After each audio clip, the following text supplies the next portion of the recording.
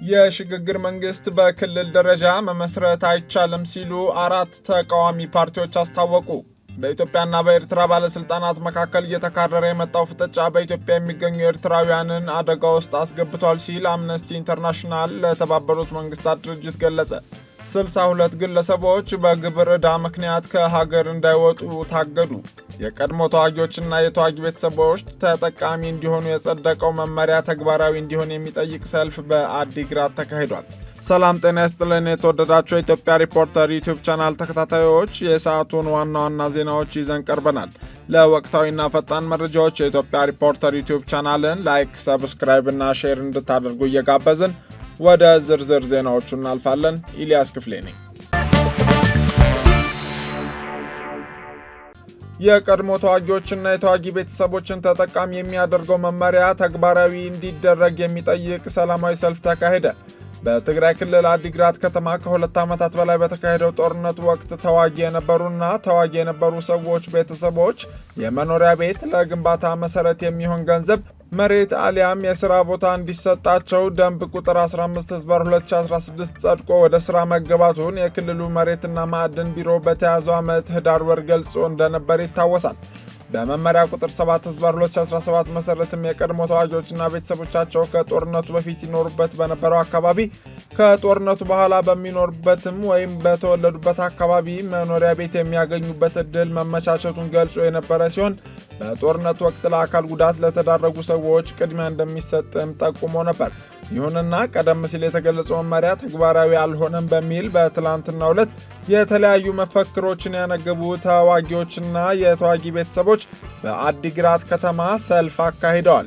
መመሪያው በአስቸኳይ መተግበር እንዳለበት የገለጹት ሰልፈኞቹ ችግር ላይ በመሆናቸው ጥያቄያቸው ትኩረት እንዲያገኝ ጠይቀዋል። የአዲግራት ከተማ ከንቲባ በበኩላቸው በምክር ቤት የተመረጡት አመራሮች ኃላፊነታቸውን እንዳይወጡ ለማድረግ የሚንቀሳቀሰው ቡድን እንቅፋት ሆኖብኛል ሲል የከሰሰ ሲሆን ከ3 ቀናት በፊት የሰራዊት አባላትን ጨምሮ ከተለያዩ የህብረተሰብ ክፍሎች ጋር ባደረጉት ውይይትም ይህን ገልጸዋል። ይህ በእንዲህ እንዳለ በዶክተር ደብረጽዮን ገብረ ሚካኤል የሚመራው ህወሓት በመቀሌ ከተማ ከሚገኙ 33 ቀበሌዎች የተውጣጡ የህብረተሰብ ተወካዮች የሚገኙበት በድርጅቱና በጸጥታ ኃይሉ የተወሰኑ ውሳኔዎች ተግባራዊ መሆን በሚችሉበት ጉዳዮች ላይ ያተኮረ ውይይት ማካሄድ መጀመሩን በማህበራዊ ትስስር ገጹ አስታውቋል። በውይይቱ ላይ የጸጥታ ኃይሉ ተወካዮች እንዲሁም በጊዜያዊ አስተዳደር ውስጥ ሰራዊቱን ወክለው በስራ ላይ ያሉ አመራሮችም መገኘታቸው ተገልጿል።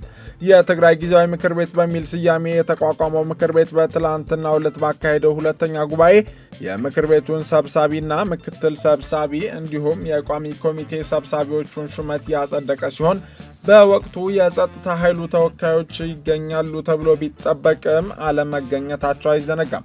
በተመሳሳይ የትግራይ ክልል ጊዜያዊ አስተዳደር ፕሬዝዳንት አቶ ጌታቸው ረዳ ከመቀሌ ከተማና አካባቢው ወጣቶች ጋር በትግራይ ወቅታዊ ሁኔታ ላይ በዛሬው ዕለት ውይይት እያደረጉ ስለመሆናቸው የክልሉ የኮሚኒኬሽን ቢሮ አስታውቋል።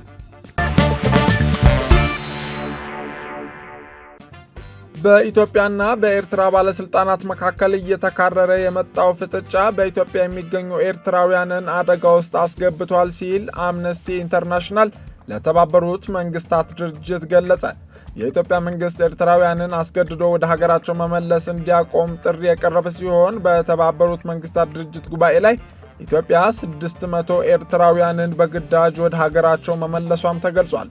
አምነስቲ ኢንተርናሽናል በተባበሩት መንግስታት ድርጅት የሰብአዊ መብቶች ምክር ቤት 58ኛ ጉባኤ ላይ ባቀረበው መግለጫ ባለፈው ዓመት ውስጥ የኢትዮጵያ መንግስት በኤርትራውያን ስደተኞች ላይ የዘፈቀደ እስራት መፈጸሙንና በግዳጅ ወደ ኤርትራ መመለሱን ገልጾ ይህ ድርጊት አሁንም ቀጥሏል ሲል አሳስቧል። የሰብአዊ መብቶች ተሟጋች ተቋሙ ለመንግስታቱ ድርጅት ባቀረበው የዳሰሳ ሪፖርት ከኢትዮጵያ የወጡ ታማኝ መረጃዎች እንደሚያመለክቱት ባለፉት 3 ወራት ውስጥ ብቻ ከ600 በላይ ኤርትራውያንን በግዳጅ ወደ ኤርትራ መመለሳቸውን አስታውቋል። የኤርትራ ስደተኞች የሰብአዊ መብት ሁኔታ ከኢትዮጵያ በተጨማሪ አሁንም በከባድ ጦርነት ውስጥ በምትገኘው ሱዳን ውስጥ ከፍተኛ አደጋ ውስጥ እንደሆኑና አሳሳቢ መሆኑን በተባበሩት መንግስታት ድርጅት የኤርትራ የሰብአዊ መብት ሁኔታ ልዩ መልእክተኛ ገልጸዋል። በኤርትራ ስደተኞች ላይ በተለይም በሴቶችና በልጃገረዶች ላይ በሱዳን ፈጥኖ ደራሽ ኃይሎች በተቆጣጠሯቸው አካባቢዎች ላይ የመብት ጥሰት እንደሚፈጸምባቸው ከዚህ ቀደም ሪፖርት ወጥቶም ነበር። በርካታ ኤርትራውያን ከኤርትራ እንዲሰደዱ የሚሆኑት በራሱ በሰብአዊ መብቶች ጥሰት መሆኑን የገለጸው የአምነስቲ ኢንተርናሽናል ገለጻ ዋነኛው ደግሞ የሀገሪቱ መንግስት ያለ ገደብ ላለፉት 10 ዓመታት እየተገበረው ያለው ያልተገደበ የግዳጅ ወታደራዊ አገልግሎት መሆኑን ጠቅሷል። ይህም አስገድዶ ሥራ በማሰራትና በባርነት የሰብአዊ መብት ረገጣዎች የሚያስጠይቅ መሆኑን ያሳሰበው ተቋሙ ባለፈው አንድ ወር ገደማ ውስጥ ደግሞ የኤርትራ መንግስት ይህንን የወታደራዊ ግዳጅ በጥብቅ እያስፈጸመ መሆኑ ይበልጥ አሳሳቢ ያደርገዋል ተብሏል። ይሁን እንጂ ባለፈው አንድ ወር ውስጥ በኢትዮጵያና በኤርትራ ባለስልጣናት መካከል እየተካረረ የመጣውን ፍጥጫ ተከትሎም በኢትዮጵያ የሚገኙ የኤርትራ ስደተኞች አደጋ ውስጥ ገብተዋል ሲል አምነስቲ ኢንተርናሽናል ለመንግስታቱ ድርጅት አሳስቧል። አምነስቲ ኢንተርናሽናል ሁሉም የተባበሩት መንግስታት ድርጅት የሰብአዊ መብቶች ምክር ቤት አባል ሀገራት በኤርትራ ስደተኞች ላይ የሚፈጸሙ በግዳጅ ወደ ሀገራቸው የመመለስ የማሰርና የማንገላታት ተግባር እንዲቆም በኢትዮጵያ መንግስት ላይ ጫና መደረግ አለበት በማለት ጥሪ አቅርበዋል። 62 ግለሰቦች በግብር ዕዳ ምክንያት ከሀገር እንዳይወጡ ታገዱ። የአዲስ አበባ ከተማ ገቢዎች ቢሮ ከ3.2 ቢሊዮን ብር በላይ የታክስ ዕዳ አለባቸው ያላቸውን 62 ግብር ከፋይ ግለሰቦች ከሀገር እንዳይወጡ የእግድ ትዕዛዝ ማስተላለፉን አስታወቀ። የከተማው ገቢዎች ቢሮ በዛሬው ዕለት እንደገለጸው ለከተማው ሁለንተናዊ ልማት ሊውል የሚገባውን ከ3.2 ቢሊዮን ብር በላይ የግብር ዕዳ ያለባቸው ግለሰቦች ያለባቸውን ዕዳ እንዲከፍሉ በተደጋጋሚ ጥሪ ቢደረግላቸውም ዕዳቸውን ለመክፈል ፈቃደኛ ባለመሆናቸው እርምጃው ተወስዷል ብሏል።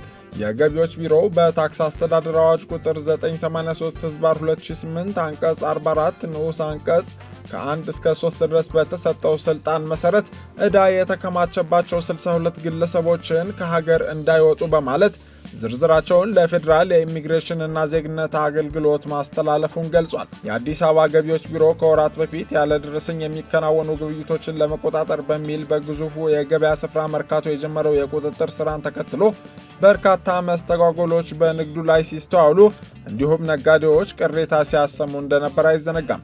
በነጋዴዎች በኩል አሁንም ከአምራችና አስመጪዎች በትክክለኛ ዋጋ ደረሰኝ ሳናገኝ እንዴት በደረሰኝ እንሸጣለን የሚለው ጥያቄ አሁንም አልፎ አልፎ ይሰማል።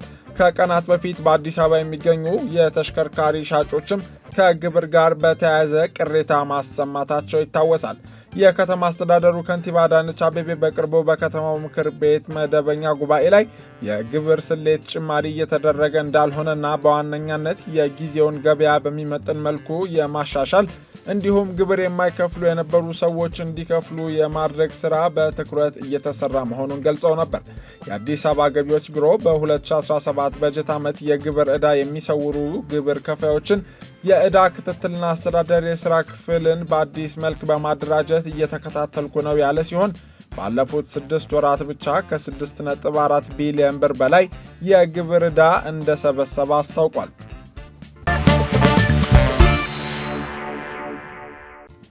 የሽግግር መንግስት በክልል ደረጃ መመስረት የሚቻልበት አግባብ የለም ሲሉ 4 ተቃዋሚ ፓርቲዎች አስታወቁ።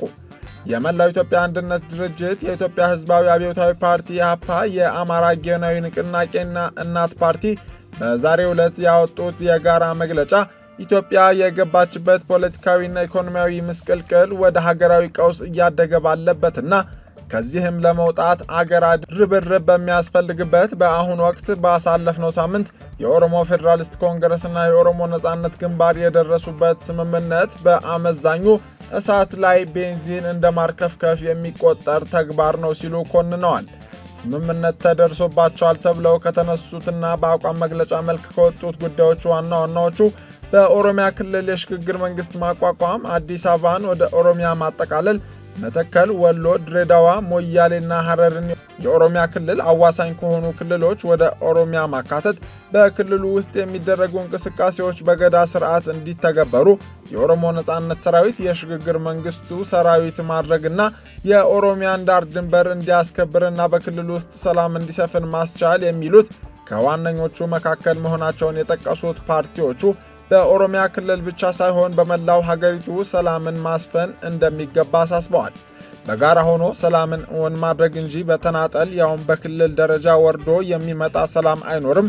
በአንድ ክልል ሊቋቋም የታሰበው የሽግግር መንግስት ሀገራችን አሁን የምትገኝበት ሁኔታን የበለጠ ያመሰቃቀላል፣ ችግሮችንም ያባብሳል እንጂ መፍትሄ ሊሆን እንደማይችል መገንዘብ ያስፈልጋል ያሉት ፓርቲዎቹ ጉዳዩን አጥብቀው እንደሚቃወሙ አስምረዋል።